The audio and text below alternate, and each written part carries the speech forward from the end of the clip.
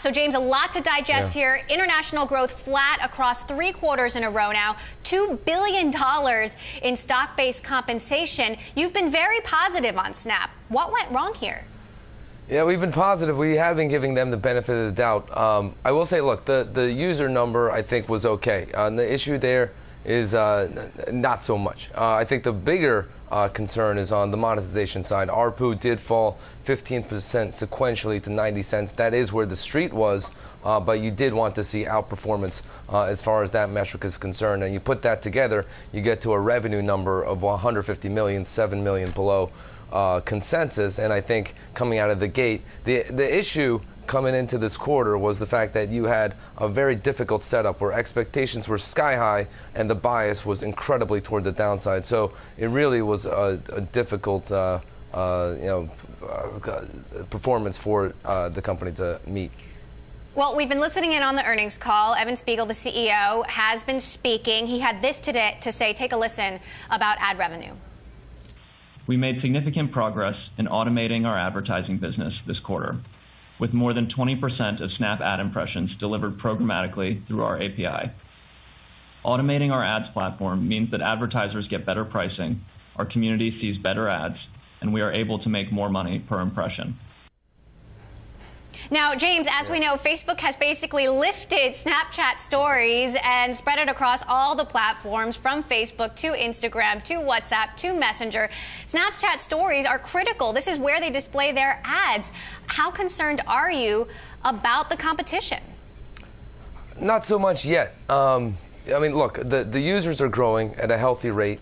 And engagement is growing. You know, we also learned on this call that engagement time spent has gone north of 30 minutes per day. You know, that's a very sizable number. You know, peg that against Facebook properties, 50 minutes across their portfolio of apps in aggregate. So, you know, their engagement is there. And I think the use cases are different, you know, when it comes to Snap, as far as the messaging, the more rawness of the experience, as well as on the content side through their Discover platform. So I'm not looking at it as completely apples to apples, you know, with Instagram. And I think if you can see a situation where ARPU, which is the monetization per user, increases dramatically, because when you benchmark it against Facebook, it's only 10% of where Facebook is, it's 20% of where Twitter is. You're not telling me that it can't get to where Twitter is today, you know, so that's kind of the bull case for the stock.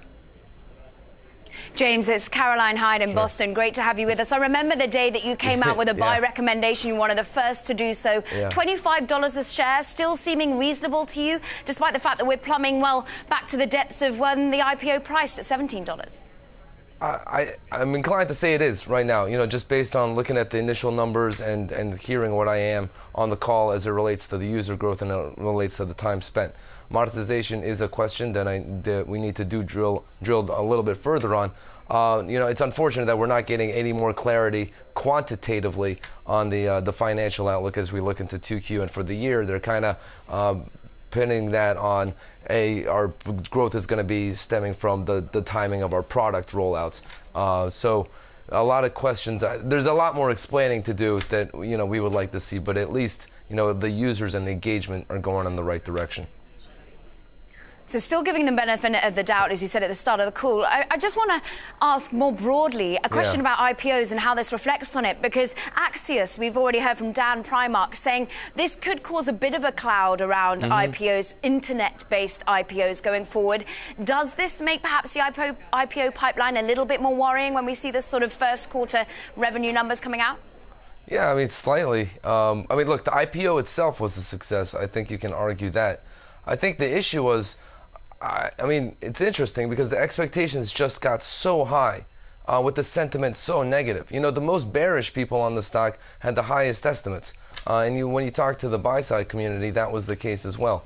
So, I mean, it was a very difficult company, a very difficult setup to perform against because, you know, they had to do well beyond the rosiest of expectations in order to put the naysayers to rest. So I think it was kind of a lose-lose situation where I think that's a learning lesson that other potential IPOs can take. But the IPO itself, I think you can argue, was okay.